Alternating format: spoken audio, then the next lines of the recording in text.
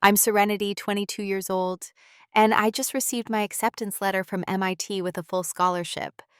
I should be celebrating, but instead, I'm facing my mother's furious glare across our kitchen table.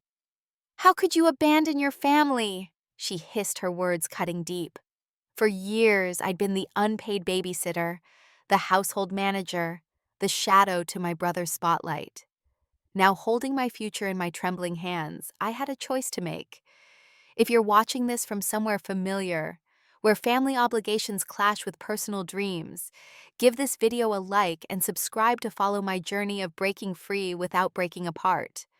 Growing up in our modest two-story home in Lakeville, Michigan, I never questioned my place in the family. My father worked long hours at the automotive factory, while my mother pulled double shifts as a nurse at the local hospital. They were hardworking people who instilled the same values in me from an early age. Serenity always put family first, my mother would remind me while braiding my hair before school. That's what matters most in life. As their firstborn, I took those words to heart, feeling proud when they praised my responsibility and maturity. Everything changed when Travis arrived. I was 7 years old when my parents brought home my baby brother, a tiny bundle with curious blue eyes that matched my father's. The family dynamic shifted immediately, subtly at first, then dramatically as months passed. Look at him hold that rattle, he's going to be an athlete just like his old man. Dad would beam, cradling Travis with a tenderness I didn't remember receiving. By the time I turned 8, my responsibilities had multiplied exponentially. While other kids my age were joining after school clubs or having play dates, I was learning to warm bottles, change diapers, and rock Travis to sleep. Serenity, come help with your brother became the soundtrack of my childhood, interrupting homework, play, and even meals. The phrase wasn't a request, but an expectation delivered with the assumption that my time and needs were secondary. As Travis grew from infant to toddler, the disparity in how we were treated became increasingly apparent. My straight A report cards were met with distracted nods, while Travis's crayon scribbles earned prominent display on the refrigerator. He's just so naturally gifted, Mom would say, admiring his preschool art, while my science fair medal sat unacknowledged in my desk drawer. The most painful memory came during my 8th grade year. After months of practice, I had earned a solo in the school piano recital. The piece was Debussy's Clair de Lune, challenging for my skill level, but beautiful when I mastered it. The night of the performance, I sat backstage peering anxiously at the audience, searching for my parents' faces. They never arrived. After my performance, which earned me a standing ovation from strangers, I called home from the school office. "Oh, honey, we're so sorry," Mom said, the cheering crowd in the background nearly drowning her voice. "Travis's t-ball game went into extra innings and he hit his first home run. We couldn't leave before that. You understand, right?" I said I understood. What else could I do? But something hardened inside me that night, a seed of determination taking root. If my achievements wouldn't be celebrated by my family, I would find another way to validate them. School became my sanctuary. In the classroom, my efforts were noticed, my intelligence appreciated. Math and science in particular became passions that offered objective measures of success. Equations didn't play favorites. Chemical reactions didn't prefer boys over girls. Mrs. Martin, my high school science teacher, was the first adult who seemed to see me fully. When I solved an advanced physics problem that had stumped the rest of the class, she pulled me aside. "Serenity, you have a remarkable mind," she said, her eyes serious behind her glasses. "Have you ever thought about where you might want to go to college?" College was a nebulous concept in my household. Dad had attended community college briefly before dropping out to work at the factory, and Mom had her nursing certification from a local technical program. Higher education wasn't discouraged, but it wasn't emphasized either, especially for me. "I haven't really thought about it," I admitted. Mrs. Martin opened her laptop and showed me the website for the Massachusetts Institute of Technology. The campus looked like something from another world. Sleek buildings filled with state-of-the-art laboratories and brilliant minds. "This is where students like you belong," she said. "Think about it." That night, while helping Travis with his 4th grade math homework, I couldn't stop thinking about MIT. After everyone went to bed, I returned to the family computer in the living room and researched everything I could about the university. The admission requirements were daunting, but not impossible. The cost, however, seemed insurmountable for a family like mine. Still, I bookmarked the page and returned to it often, usually late at night when the house was quiet. MIT became my secret dream, one I nurtured quietly through freshman, sophomore, and junior years of high school. I never mentioned it to my parents. Somehow, I knew their response would only diminish the dream, making it seem foolish or worse, selfish. Meanwhile, at 14, Travis was already being groomed for athletic greatness. My parents attended every game, bought expensive equipment, and hired private coaches when he showed promise in baseball. Weekends revolved around his tournament schedule, and family vacations were planned around sports camps. "Your brother could get a full scholarship if he keeps this up," Dad would say proudly. "Not everyone has his natural talent." I would nod and return to my textbooks, silently wondering if my academic achievements might deserve similar investment. But I never asked.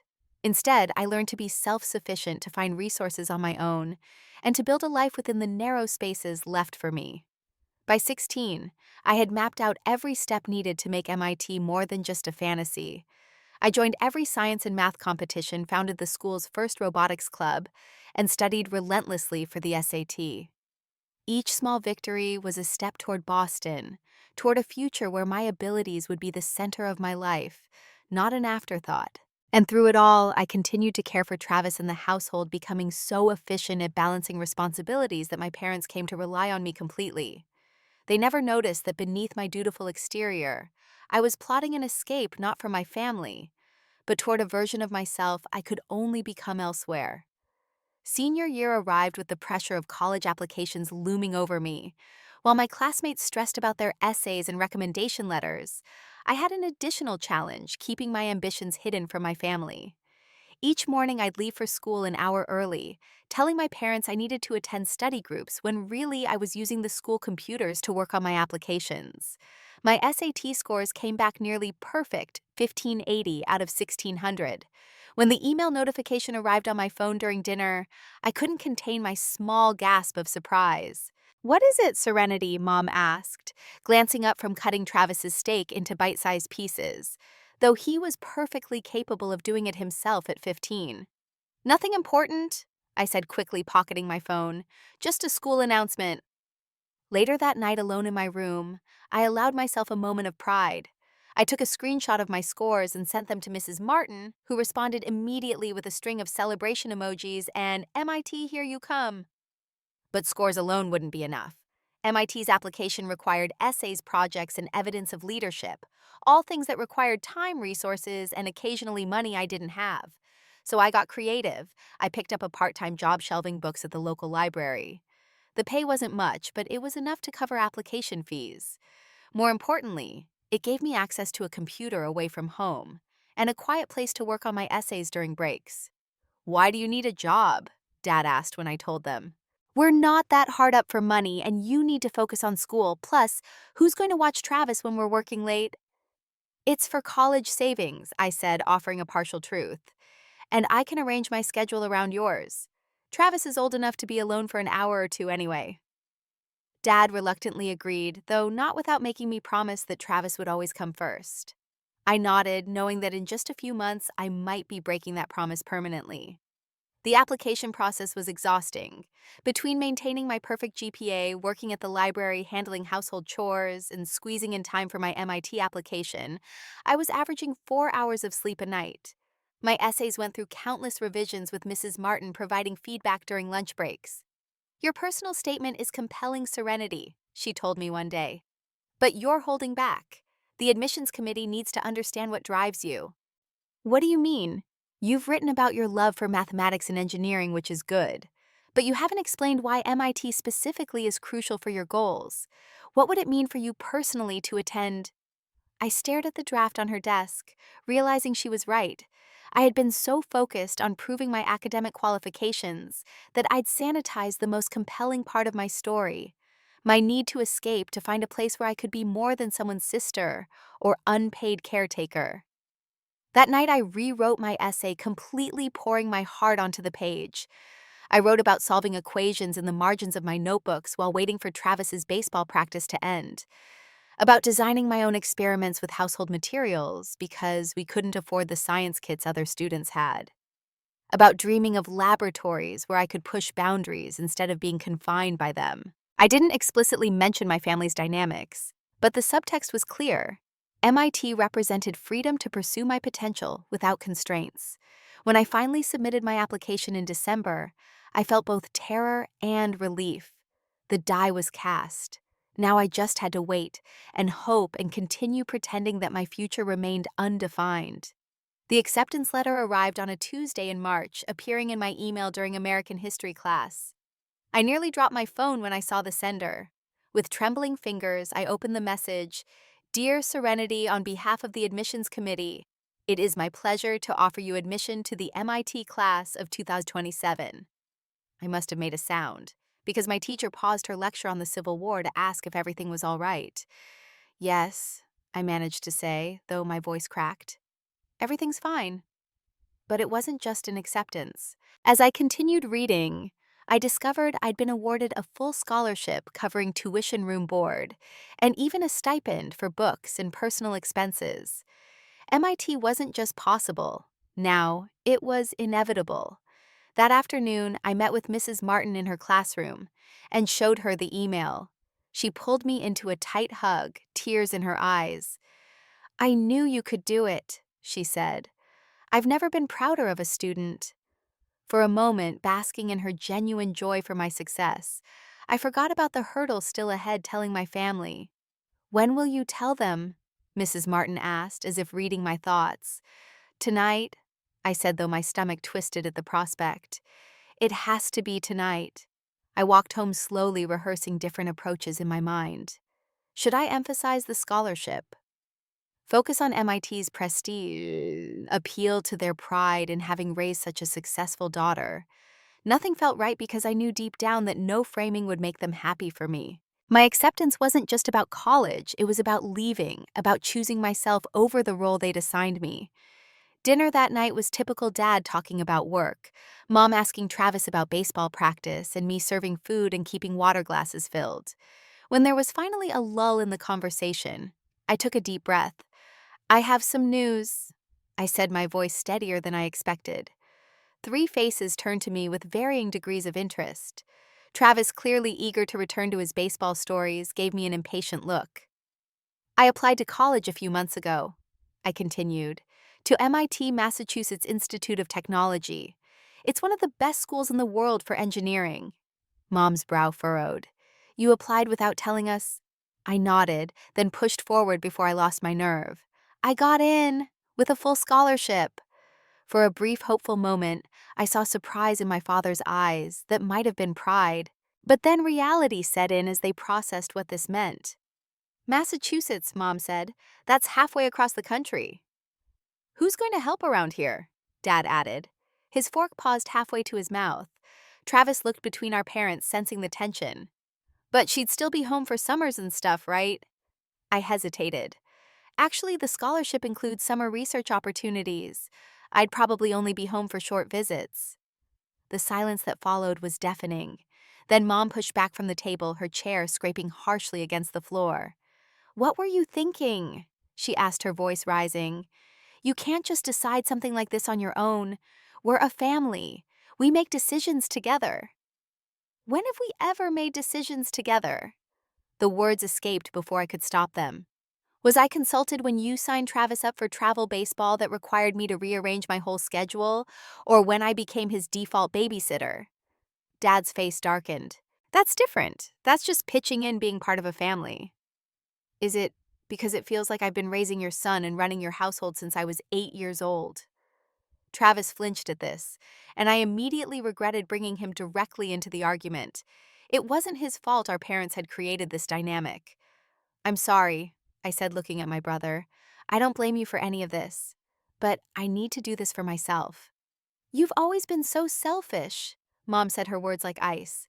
"Always in your books, your studies, thinking you're better than us." The accusation stung because it was so fundamentally wrong. I had spent my entire life placing my family's needs before my own. MIT was the first truly selfish choice I'd ever made. "I'm going," I said firmly. "The semester starts in August. I've already accepted the offer. We didn't raise you to abandon your family. Dad said, his disappointment clear, and there it was, the core of their anger. Not that I was pursuing education, but that I was leaving them without the free labor they'd come to depend on. The revelation was both liberating and heartbreaking. "I'm not abandoning anyone," I said quietly. "I'm choosing to build a future. Isn't that what parents are supposed to want for their children?" No one had an answer for that. Mom stormed off to the living room, Dad buried himself in his phone, and Travis stared at his plate in uncomfortable silence. I began clearing the dishes, falling into the familiar routine, even as I knew I was soon to break free from it. In less than 5 months, I would board a plane to Boston, leaving behind everything and everyone I'd ever known. The thought was terrifying and exhilarating in equal measure. That night, lying in bed, I felt the first real flicker of joy about my acceptance. Despite the disastrous conversation, despite the disapproval radiating from my parents' bedroom down the hall, I allowed myself to imagine walking across MIT's campus, attending lectures by renowned professors working in state-of-the-art labs with peers who shared my passions. For the first time, I fell asleep dreaming not of escape, but of possibility. The final 2 months at home were excruciating. What had once been a household running on routine and unspoken expectations became a battlefield of cold shoulders and passive-aggressive comments. Breakfast conversations died when I entered the kitchen. Dinner requests were made with pointed reminders of how they would manage without me. "I guess we'll need to start ordering takeout more often," Mom would sigh dramatically, "since no one will be here to cook." "I can learn to cook," Travis offered once, earning him a sharp look from both parents. "You focus on baseball," Dad said firmly. "That's your job." The implication was clear. Cooking, cleaning, and caretaking were my designated roles, and by abandoning them, I was forcing a burden onto my brother that he shouldn't have to bear. The irony that they'd placed those exact burdens on me from childhood seemed entirely lost on them. Each day, the tension grew thicker. Mom's initial anger evolved into manipulative guilt trips often delivered when we were alone. "Do you know your father's blood pressure is up? The doctor says stress is a factor. I wonder what could be causing him stress," she'd say while chopping vegetables, not quite looking at me. Other times it was more direct. "Travis cried last night. He thinks you don't love him anymore. Is that what you want him to believe?" These comments cut deepest. Travis and I had always been close despite the unfair family dynamic. I'd helped him with homework, listened to his problems, and cheered at his games even when our parents pitted us against each other. The thought of him feeling abandoned broke my heart. One evening, I found him alone in the backyard, half-heartedly tossing a baseball against the fence. "Can we talk?" I asked, sitting on the weathered bench beside the garden. He shrugged, but joined me, his lanky teenage frame awkward, and closed off. "I need you to know something," I said carefully. "My going to MIT has nothing to do with how much I care about you. I love you, Travis. That won't change because of distance." He scuffed his shoe against the dirt. "Then why are you leaving?" The question was so simple yet so complicated. How could I explain to a 15-year-old the suffocation of expectations, the yearning for identity beyond family roles, the desperate need to prove my worth in a space where I wasn't constantly compared and found wanting? "Because there's something I need to discover about myself," I finally said, "and I can't find it here." "Is it because of how Mom and Dad treat you?" he asked, surprising me with his perception. "I know it's different, the way they are with me versus you." I hesitated, wary of turning him against our parents. "It's not just that. It's about finding a place where I fit, where I can use my brain in ways that matter to me." Travis was quiet for a long moment. "I'll miss you," he eventually admitted, his voice small. "I'll miss you too. But we'll talk all the time. And hey, maybe you can visit me in Boston sometime." He nodded, though we both knew our parents would never allow it. That brief connection with Travis was a rare bright spot in otherwise dismal final months. Dad had progressed from disappointment to outright anger, occasionally erupting in bitter comments about ungrateful children and throwing away family values for fancy degrees. "That school is filling your head with individualistic garbage," he declared one evening after seeing an MIT brochure in my room. "Family is what matters in the end." not some piece of paper from an elitist institution. I didn't bother explaining that I hadn't even started classes yet, so MIT couldn't possibly be influencing my thinking. Logic had no place in these confrontations. As my departure date approached, the household strategy shifted from guilt and anger to pretending it wasn't happening at all. No one asked about my packing progress. No one offered to drive me to the airport. When I brought up logistical questions, I was met with vague responses or subject changes. Finally, a week before my flight, I approached Mom while she folded laundry. "I need to know if someone can take me to the airport next Thursday," I said directly. She continued folding her movements precise and controlled. "We both work on Thursday. My flight is at 2. Dad doesn't start until 4. He needs to rest before his shift." I swallowed my frustration. "Then I'll call a cab." "On your scholarship budget." Her tone was cutting. "Good luck with that." I left the room before I could say something I'd regret. In my bedroom, I texted Mrs. Martin, who immediately offered to drive me. Her kindness was a lifeline in those final days. The morning of my departure arrived with an oppressive silence in the house. I'd said goodbye to Travis the night before, a tearful hug away from our parents' watchful eyes. He'd slipped me a card with a crude drawing of the two of us, with "Call Me," written in his messy handwriting. Mom and Dad moved around the kitchen with studied indifference as I ate a last bowl of cereal. When the doorbell rang announcing Mrs. Martin's arrival, Dad suddenly found urgent yard work to attend to, disappearing out the back door without a word. I carried my 2 suitcases to the front door, where Mom stood with arms crossed. This was it, the final moment in the home that had shaped and confined me for 22 years. "I'll call when I land," I offered, hoping for some softening, some acknowledgement that despite everything, we were still family. Mom's face remained impassive, but as I reached for the door handle, she spoke the words that would echo in my mind for years to come. "How could you abandon your family?" She hissed, her voice low but sharp enough to cut. "After everything we've done for you." I looked at her, then really looked at the woman who had given me life, but rarely given me validation. There were 1,000 responses I could have made, justifications and accusations that had built up over years of inequality and emotional neglect. Instead, I simply said, "I'm not abandoning my family. I'm finding myself." Without waiting for a reply, I walked out the door and into the bright August sunshine, where Mrs. Martin waited beside her car. As we drove away, I didn't look back at the house, but I felt its weight lifting with every mile. The airport was crowded with summer travelers, families returning from vacations, students heading to college just like me. Mrs. Martin walked me as far as security, then pulled me into a tight hug. "I'm so proud of you, Serenity," she said, her voice thick with emotion. "Remember that, especially on the hard days ahead. What you're doing takes extraordinary courage." "Thank you," I whispered, "for everything. Keep in touch. I want to hear all about your adventures." With one final squeeze, we parted ways. I moved through security in a daze, my mind caught between the past I was leaving and the future rushing toward me. On the plane, as Michigan fell away beneath me, I felt both weightless and heavy. The freedom I'd craved for so long was finally mine, but it came with the price of family ties strained to breaking.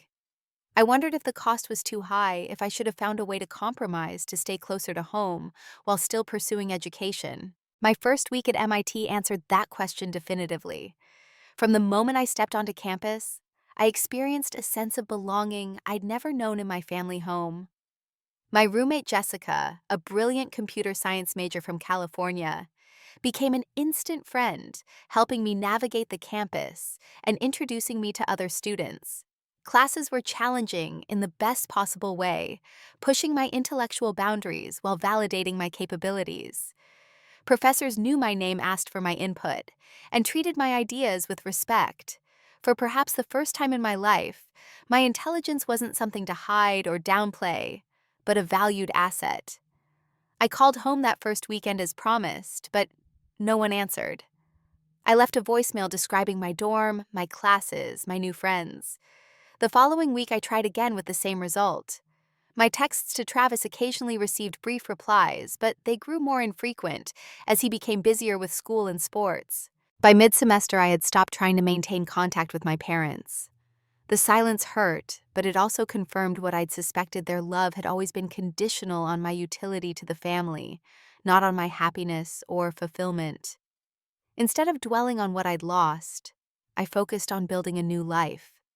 I joined the Women in Engineering Club, volunteered for a robotics mentoring program at a local high school, and spent hours in research labs working alongside graduate students who treated me as an equal. Slowly, the pain of separation dulled, replaced by the exhilaration of discovery, not just academic discovery, but the discovery of who Serenity could be when freed from the constraints of others' expectations.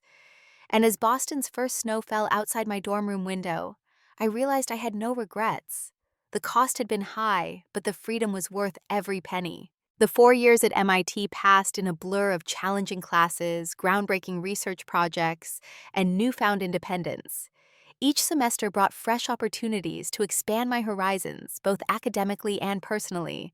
The shy, dutiful daughter, who had arrived with 2 suitcases and a head full of doubts, transformed into a confident young woman with a bright future in engineering. Jessica and I remained roommates throughout our undergraduate years, forming a friendship that felt more like family than my actual relatives ever had. She came from a large, boisterous Filipino-American family who welcomed me for Thanksgiving and Christmas when returning to Michigan wasn't an option. "My mom says you're her honorary daughter now," Jessica informed me during our sophomore year, passing me a plate of her mother's famous lumpia. "She's already telling the neighbors about her 2 brilliant daughters at MIT." The inclusion brought tears to my eyes. I hadn't realized how much I'd missed being wanted until someone offered it freely. Beyond Jessica, I found connection with a diverse group of friends who shared my passion for learning and innovation. Aiden, a physics major with an infectious laugh. Zoe, a chemical engineering student who could solve complex equations while simultaneously dancing to Taylor Swift. And Raj, a computer science genius who taught me to code in my spare time. Together, we formed a tight-knit support system, pulling all-nighters before exams, celebrating achievements, and helping each other through inevitable failures. They became the family I chose, loving me not for what I could do for them, but simply for who I was. Professor Williams, my advanced materials science instructor, became a mentor figure, seeing potential in me that I sometimes doubted myself. During junior year, she recommended me for a prestigious summer internship at Horizon Tech, one of the leading technology companies in the country. "They usually only take graduate students," she told me. "But your work in nanotechnology applications is exceptional. I've already put in a good word." The internship was life-changing. For 10 weeks, I worked alongside industry professionals contributing to projects that would eventually be implemented in real-world applications. My supervisor, Dr. Peterson, became another important mentor, guiding my professional development with wisdom and patience. "You have a rare combination of technical brilliance and practical problem solving," she told me during my final evaluation. "We'd like to keep you on part-time during your senior year with an eye toward a full-time position after graduation." The offer was beyond anything I'd imagined possible. By the time I began my final year at MIT, I had secured not just academic success, but a clear professional trajectory. Graduation day arrived sunny and warm, the Cambridge campus alive with excitement and possibility. As I donned my cap and gown, I couldn't help scanning the crowd, a small part of me still hoping to see familiar faces from Michigan. They weren't there, of course. The last time I'd spoken to my mother had been more than 2 years earlier. A brief, awkward phone call that ended with her reminding me that I'd made my choice. Instead, Jessica's family cheered loudly enough for multiple families when my name was called. Professor Williams beamed proudly from the faculty section, and my friends held up embarrassing signs with my face photoshopped onto famous scientists. Walking across that stage, diploma in hand, I realized that the absence of my biological family couldn't diminish this moment. I had achieved this despite their lack of support, not because of it. The accomplishment was entirely my own. After graduation, I moved into a small apartment in Cambridge and began my full-time position at Horizon Tech. The work was challenging and fulfilling, allowing me to apply my education to solving real-world problems.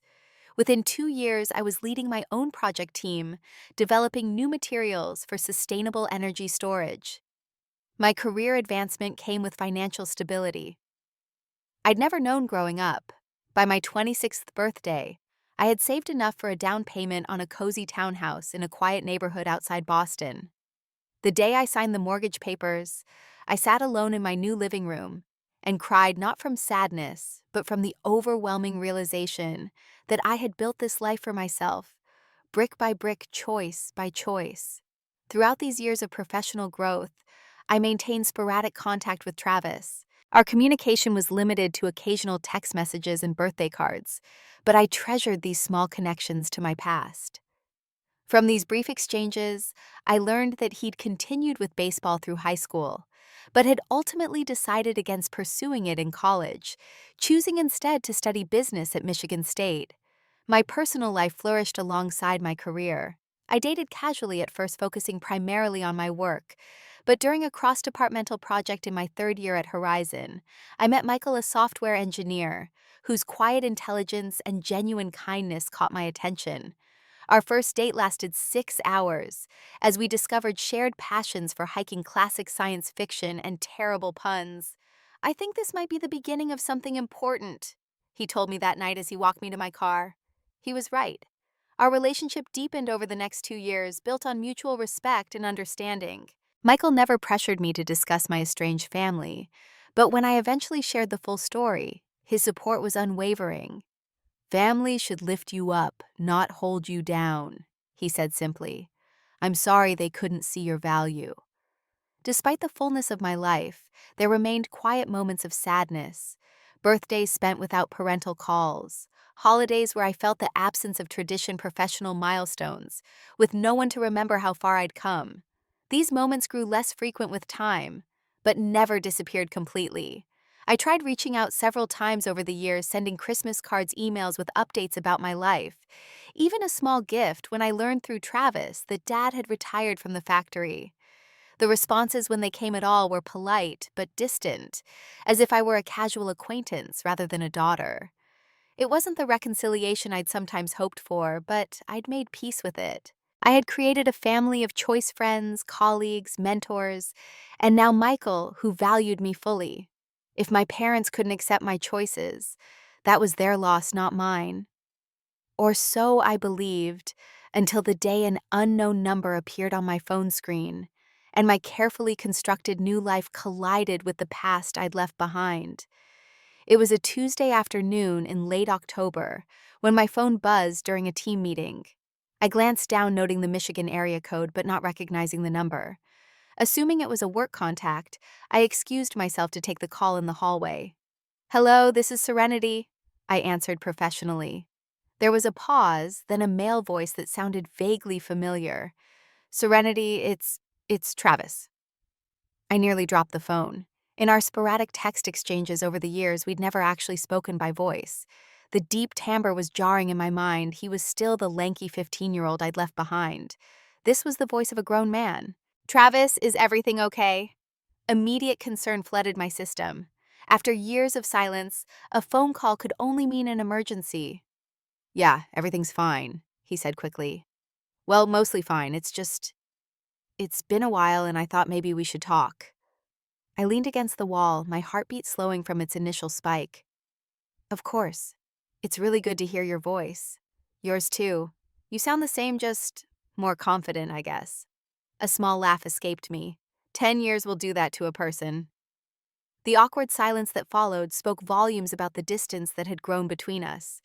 Once I'd known every detail of his life, his favorite cereal, which subjects gave him trouble in school, which kids on the baseball team were his friends, and which ones bullied him. Now he was essentially a stranger with whom I shared DNA and childhood memories. "So," I ventured when the silence stretched too long, "what's new with you? Last I heard you were finishing up at Michigan State." "Yeah, graduated last year with a business degree. I'm working at an insurance company now. Nothing exciting, but it pays the bills." He paused. "Actually, there is some news. I'm getting married." "Married, Travis, that's wonderful. Congratulations." "Thanks, it's to Rachel. You probably don't remember her." "Your high school girlfriend, the one with the red hair who was always drawing." He sounded surprised. "You remember her?" "Of course I do. You were crazy about her even back then." Another pause, this one more comfortable. We've been together on and off since high school. Finally decided to make it official. I'm really happy for you both, I said sincerely. Yeah, well, that's kind of why I'm calling. Something in his tone made me instantly wary. Travis cleared his throat, continuing with forced casualness. We're planning the wedding for next summer. It's going to be pretty big. Rachel's got a huge family, and Mom wants to invite practically everyone she's ever met. Sounds like quite the event. It will be. That's the thing, though. With the venue and catering and all that, it's getting pretty expensive. Mom and Dad are helping, but with Dad retired now. And there it was. After almost a decade of minimal contact, my brother wasn't calling to reconnect or to genuinely invite me to his wedding. He was calling because they needed money. How much are we talking about, Travis? I asked, my voice cooling several degrees.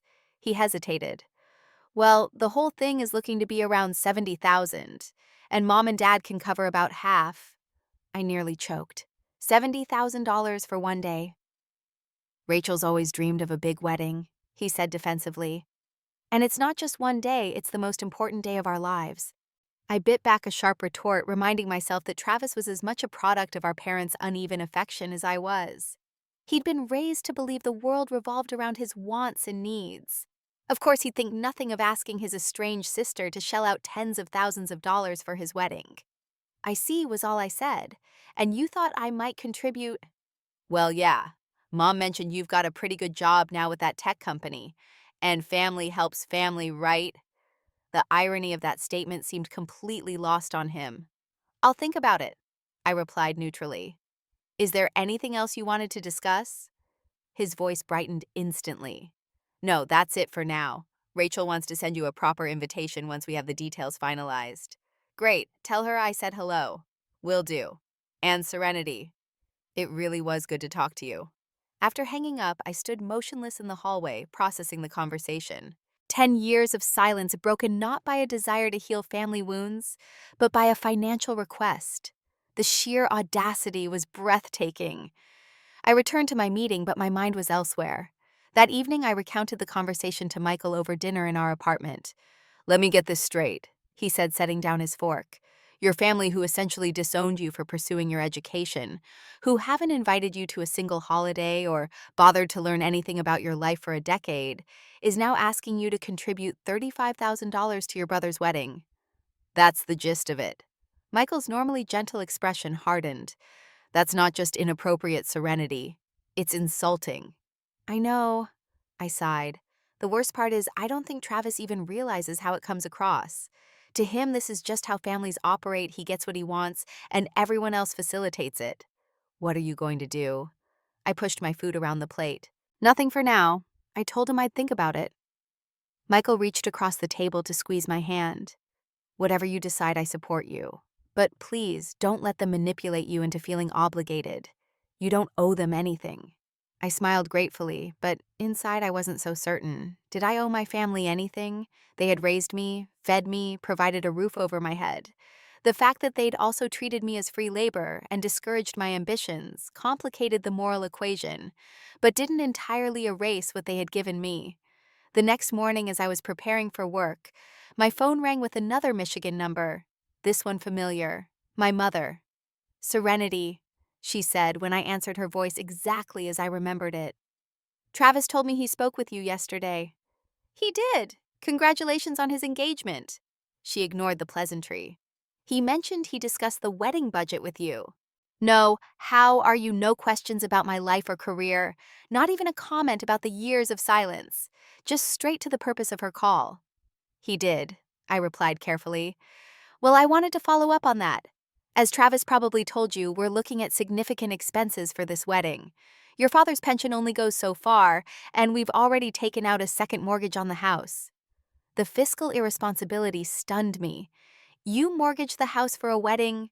It's not just any wedding, she said defensively. It's Travis's wedding. He's our only son. The implication hung in the air. Travis mattered in a way I never had. I understand that, I said, working to keep my tone even. But $70,000 is a lot of money for one day. You have a good job at that technology company, she continued as if I hadn't spoken. Travis mentioned you even bought a house. Clearly, you can afford to help. After all, it's the least you could do after. She trailed off, but the accusation was clear after abandoning your family. After what, Mom? I challenged years of suppressed frustration bubbling to the surface. After pursuing my education, after building a life for myself, after leaving us to manage without you, she finished coldly. Do you have any idea how hard it was after you left? We had to hire help for the house. Travis had to take the bus to practices. The triviality of these hardships compared to what I'd endured growing up nearly made me laugh. Instead, I took a deep breath. I'll consider contributing to Travis's wedding, I said formally. But I need some time to think about it. We need an answer soon. The venue requires a deposit next month. After ending the call, I sat on the edge of my bed, shaking with a mixture of anger and disbelief. 10 years, and nothing had changed. I was still viewed as a resource to be tapped, not a person with my own life and needs. Later that day, my father called. The pattern repeated: no genuine interest in my life, just a different approach to the same request. "This is your chance to make things right," he said, as if my success had been some grievous wrong committed against the family. "To show you still care about us." By the end of the week, I'd received 3 more calls from my mother, each more insistent than the last. The emotional manipulation was so transparent, it would have been comical if it weren't so hurtful. I discussed the situation with Jessica over lunch the following Saturday. "You know what's crazy?" she said after I'd explained. "My parents are still supporting my younger brother through college, and they'd never dream of asking him to fund my wedding, much less an estranged sibling. That's just not how healthy families operate." Her words crystallized something I'd been feeling but couldn't articulate. My family's behavior wasn't just annoying or entitled, it was fundamentally dysfunctional. "So what should I do?" I asked. Jessica considered for a moment. "I think you need to see them in person. Not to give them money, but to establish boundaries. They're treating you the same way they always have because you've never directly confronted the dynamic." Confront them? That sounds terrifying. It probably is. But Serenity, you're not that dependent little girl anymore. You're a successful, independent woman. Maybe it's time they met the real you. The idea took root. After days of consideration and several lengthy discussions with Michael, I booked a flight to Michigan for the following weekend. It was time to face my past and hopefully change the terms of my relationship with my family once and for all. The flight to Detroit felt like a journey backward in time. With each passing mile, I could feel myself regressing, old insecurities creeping back like unwelcome shadows. The rental car I picked up at the airport was a shield of sorts, a reminder that I could leave any time that I wasn't trapped here anymore. Lakeville hadn't changed much in 10 years. The same storefronts lined Main Street, perhaps with new signs or a fresh coat of paint, but essentially unchanged. I drove slowly past my high school, the library where I'd worked, Mrs. Martin's house, though she'd long since retired to Florida landmarks, of a life that now seemed to belong to someone else. I'd booked a room at the town's only hotel, rather than staying at my parents' house, a decision that had offended my mother when I'd called to tell them I was coming. "Why would you waste money on a hotel when you have a perfectly good bedroom here?" she demanded. "I think it's better this way." I'd replied, unwilling to explain that I needed neutral territory and escape hatch if things went poorly. Now, as I turned onto the familiar street where I'd grown up, my hands tightened on the steering wheel. The house looked smaller than I remembered. The blue paint faded, the front garden less meticulously maintained. Dad's retirement had apparently affected more than just their finances. I parked on the street and sat for a moment, gathering courage. Through the front window, I could see movement, figures passing back and forth, preparing for my arrival. Taking a deep breath, I stepped out of the car and walked up the same concrete path I'd traversed thousands of times in my youth. Before I could knock, the door swung open. My mother stood there, looking both familiar and strange. Her hair had gone completely gray, and new lines framed her eyes and mouth.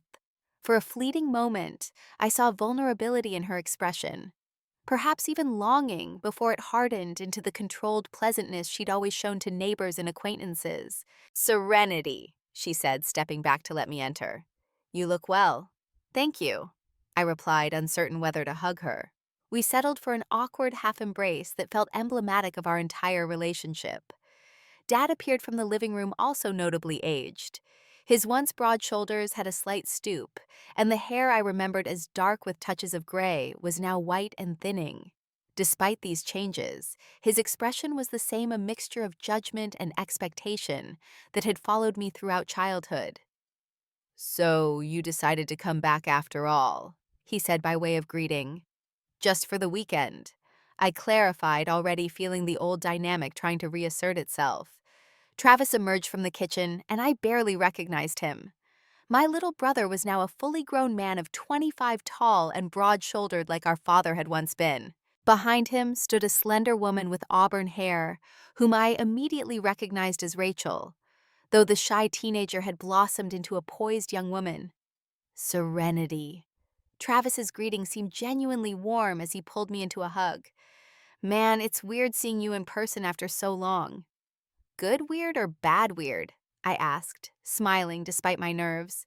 "Just weird weird. Oh, you remember Rachel, right?" Rachel stepped forward with a friendly smile.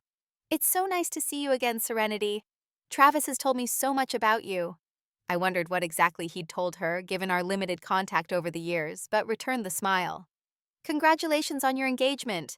Travis is lucky to have found someone so creative and kind." The surprised look that flashed across her face suggested compliments weren't common currency in this household, at least not for anyone besides Travis. Dinner was a tense affair filled with surface-level conversation and careful avoidance of any meaningful topics. Mom had prepared all of Travis's favorite foods: roast beef, garlic, mashed potatoes, green bean casserole, a detail that didn't escape my notice. Some things never changed. "So," Dad said as Mom served dessert, "Travis tells us you're doing well at that company of yours." It was the first direct acknowledgement of my life outside this house. "Yes, Horizon Technologies. I'm a senior materials engineer now, leading a team developing energy storage solutions." "That sounds very impressive," Rachel said, seeming genuinely interested. "What exactly does that involve?" As I began explaining my work in terms they could understand, I noticed my mother's attention wandering and my father checking his watch. Only Travis and Rachel seemed to be listening with any real interest. "Enough about work," Mom interrupted. "We should discuss the wedding plans. That's why Serenity's here after all." And there it was, the real purpose of this reunion laid bare.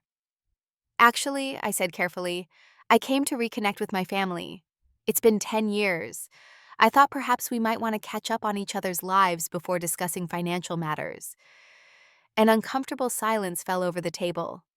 Mom and Dad exchanged glances, clearly not having anticipated this approach. "Well, of course," Mom finally said with forced brightness.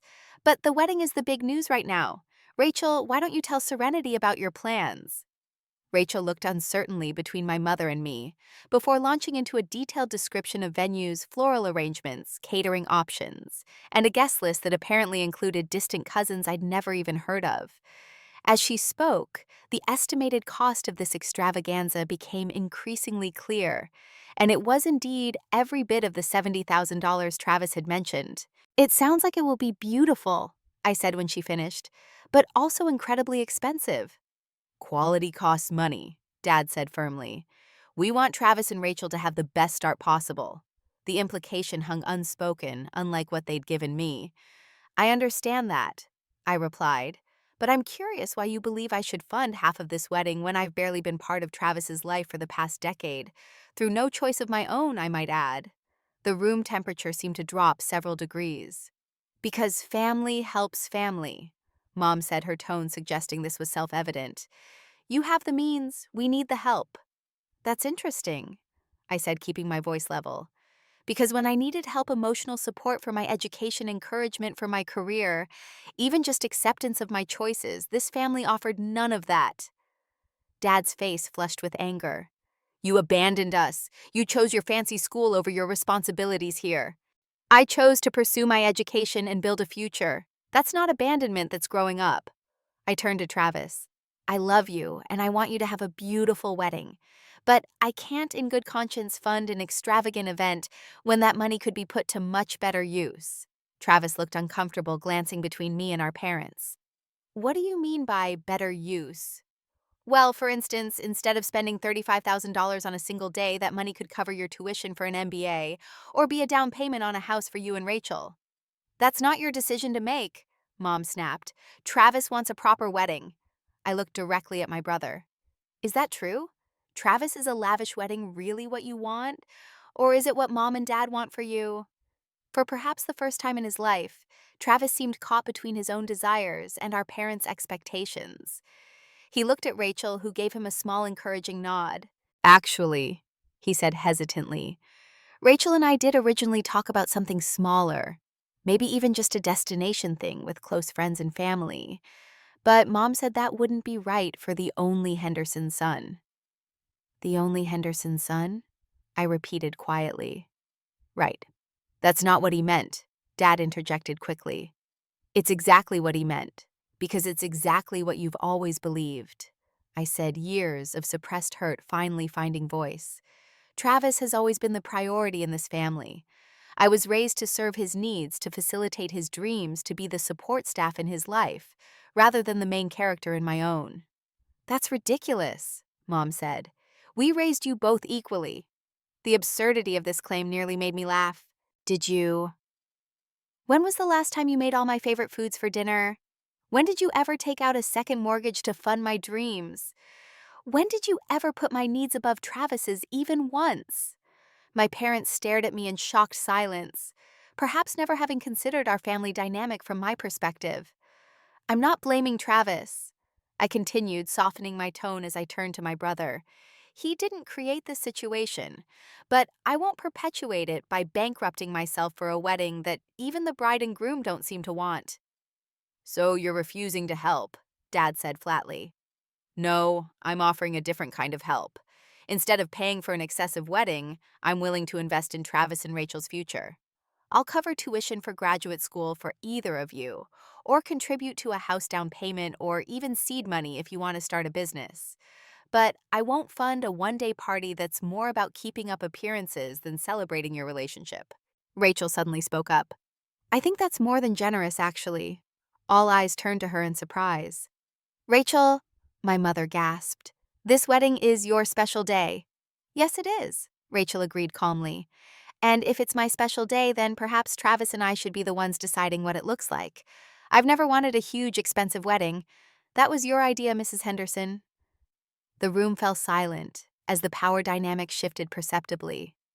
Rachel, who I'd barely remembered from my high school days, was revealing herself to be a strong, independent woman who wouldn't be easily manipulated. I felt an immediate kinship with her. This is absurd, Mom finally sputtered. After everything we've done for both of you, this is how you repay us. With ingratitude and rebellion. It's not rebellion to make our own choices, I said quietly. It's adulthood. Travis, looking both confused and relieved, reached for Rachel's hand. I think Serenity's right, Mom. The wedding you're planning, it's not really us. It's more like something out of those magazines you're always reading. Dad pushed back from the table, his chair scraping loudly against the floor. I can't believe what I'm hearing. First, Serenity corrupts our family with her selfish choices, and now she's turning you against us too, Travis. No one is turning anyone against you, I said firmly. We're just establishing healthy boundaries, something this family has never had. Boundaries. Mom nearly spat the word. Is that some psychological nonsense you picked up in Boston? In a family we sacrifice for each other. We put others' needs before our own. That's true, I acknowledged. But that sacrifice should be reciprocal, not always demanded from the same person. And it should come from love, not obligation or guilt. The evening deteriorated from there. Mom retreated to stony silence. Dad alternated between angry outbursts and guilt-tripping monologues, and Travis looked increasingly uncomfortable, caught between his parents' expectations and his fiancé's support of my position. When it became clear that no productive conversation would happen that night, I excused myself to return to my hotel. At the door, Rachel surprised me by pulling me into a quick hug. Thank you, she whispered, for saying what I've been thinking for 2 years. In the safety of my hotel room, I called Michael to recount the disastrous dinner. I'm proud of you, he said when I finished. Standing up to family patterns is one of the hardest things to do. I don't think I changed anything, I admitted. They're still the same people with the same expectations. Maybe, but you're different. You didn't fall back into the old pattern, and that's huge. As I lay in bed that night, staring at the unfamiliar ceiling, I realized Michael was right. For the first time, I'd returned to my family home, not as the dutiful, accommodating daughter they expected, but as the strong, independent woman I'd become. The dinner had been uncomfortable, even painful, but it had also been honest in a way my family interactions had never been before. And honesty, even difficult honesty, was the only foundation on which any healthy relationship could be built. 2 months after my confrontational visit to Michigan, I was reviewing quarterly project reports in my office when my phone lit up with a text from an unexpected source, Rachel. "Can we talk? It's important, but not an emergency." Curious and slightly apprehensive, I called her during my lunch break. "Serenity, thank you for calling back." She answered, her voice warm but serious. "I wanted to let you know what's happened since your visit." "I'm all ears," I said, bracing for bad news. "After you left, things were tense for a while. Your parents barely spoke to us for 2 weeks. But then something interesting happened. Travis and I had a long conversation about what we really wanted, not just for the wedding, but for our future together." "And what did you decide?" "We've postponed the wedding," she said, a smile evident in her voice. "Instead, Travis is applying to MBA programs for next fall. He's actually excited about it, though he'd never admit that to your parents." I felt a surge of pride for my brother. "That's wonderful, Rachel. I think it's a great choice." "It's largely thanks to you," she continued. "You gave him permission in a way to want something different than what your parents planned for him. I've been trying to do that for years, but coming from his sister, someone who successfully broke the pattern, it finally sank in." "How did Mom and Dad take it?" Rachel laughed softly. "About as well as you'd expect. Your mother didn't speak to me for 3 days.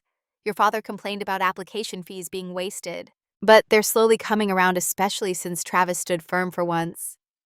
We talked for nearly an hour, Rachel filling me in on family dynamics I'd missed during my years away. It was strange and somewhat healing to hear about my parents through the eyes of someone who understood their manipulation tactics, but wasn't wounded by them in the same way I was. "Would it be okay if Travis called you sometime?" she asked as our conversation wound down. "He wants to talk about MBA programs, maybe get your advice. He's nervous about going back to school."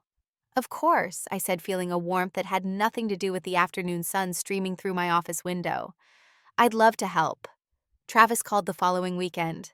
Our conversation started awkwardly, both of us dancing around the family tension, but gradually relaxed as we focused on his educational plans. "I never thought I'd go to graduate school," he admitted. "Growing up, education was always your thing, not mine." "That wasn't a natural division, Travis. That was how Mom and Dad categorized us. You're just as capable of academic success as I was." He was quiet for a moment. "I'm starting to realize how much they shaped who we thought we were. Rachel's helped me see it more clearly, but your visit really drove it home." "How so?" "Watching you stand up to them. I've never seen anyone do that before. You didn't yell or storm out, you just stated your boundaries and stuck to them. It was kind of amazing." I smiled, though he couldn't see it. "It took me 10 years and 1,000 miles of distance to develop that ability." "Better late than never, right?" He paused. "I owe you an apology, Serenity. For a lot of things, but especially for calling you just to ask for money. That was wrong." "You were doing what you'd been taught to do," I said, finding forgiveness easier than I'd expected. "We were both shaped by the same dysfunctional system. Still, I'm sorry. And I want you to know that I've always been proud to be your brother, even when I didn't show it. The way you followed your dreams despite everything, it's inspired me more than you know." Tears welled in my eyes. "Thank you, Travis. That means a lot." After that conversation, something shifted. Travis and I began texting regularly, sharing details of our lives that had previously gone unspoken. He sent me his MBA application essays to review. I shared stories about my early struggles at MIT. Slowly, we were building a relationship based on mutual respect rather than the assigned roles of our childhood.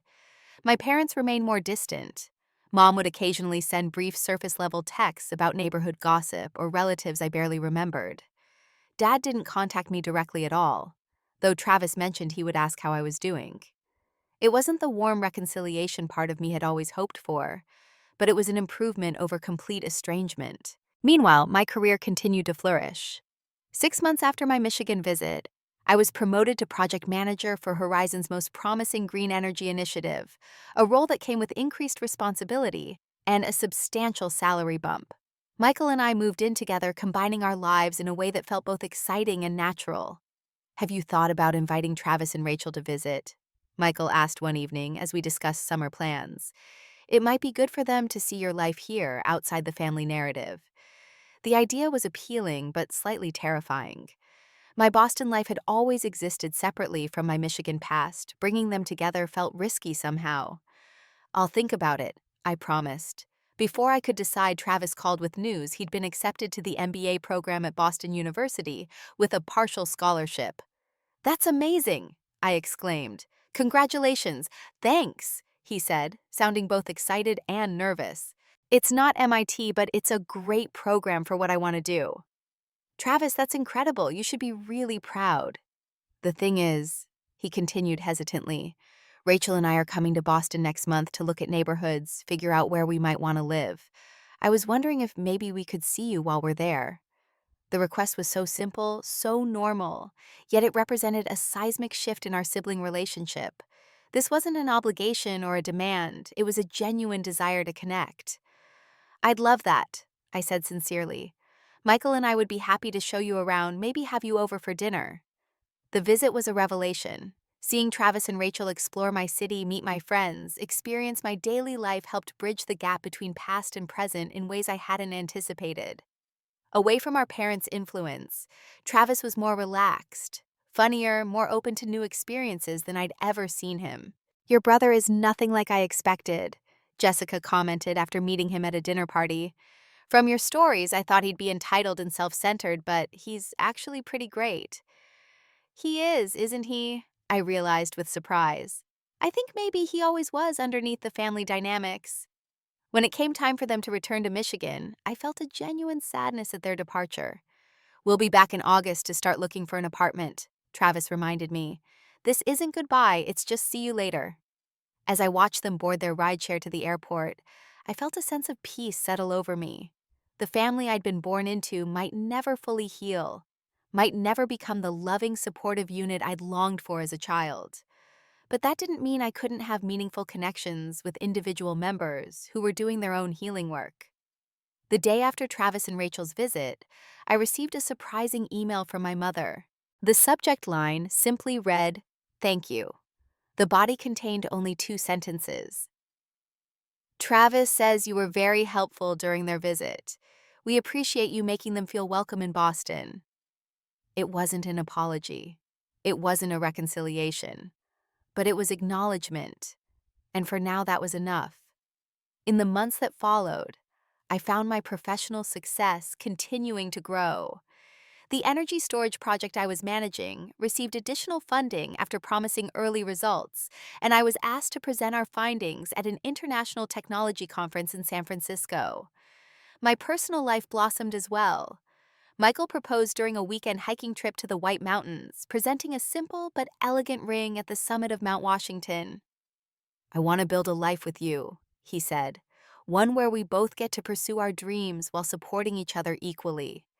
The contrast between his vision of partnership and my parents' hierarchical view of family roles couldn't have been starker. I said yes without hesitation. As we planned our small intimate wedding, everything my brothers originally planned extravaganza wasn't. I reflected on the journey that had brought me here. 10 years earlier, I had walked away from my family home with nothing but 2 suitcases and a determination to create a different kind of life for myself. The path hadn't been easy or straight. There had been moments of profound loneliness, doubts about my choices, and grief for the family relationships I'd lost. But standing on the other side of that difficult journey, I could see clearly now. What I couldn't, then sometimes you have to leave behind the people who can't support your growth in order to become the person you're meant to be. And sometimes only when you fully become that person Can you return and rebuild relationships on healthier terms? I had set boundaries not to punish my family, but to protect myself. In doing so, I'd not only changed the course of my own life, but potentially helped Travis change his as well.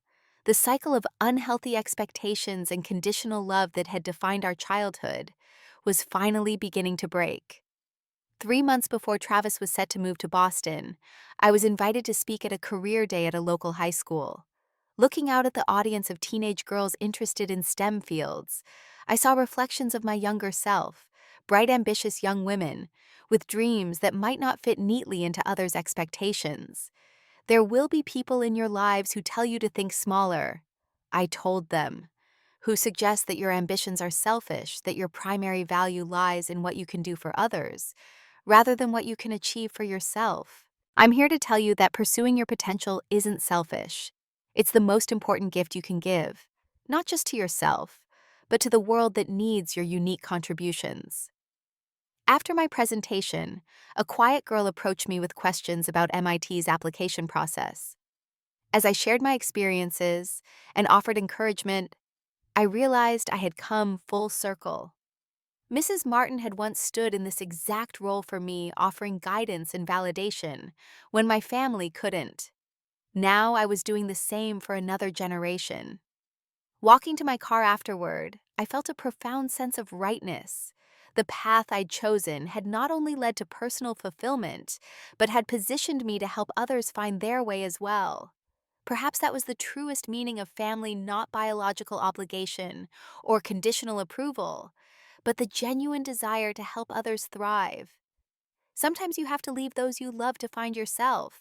And sometimes, only when you truly find yourself, can you return and rebuild relationships based on respect rather than guilt. In the end, the family we choose, whether through blood or bond, is defined not by sacrifice or obligation, but by the freedom to become our fullest selves in each other's presence. Have you ever had to choose between family expectations and your own dreams?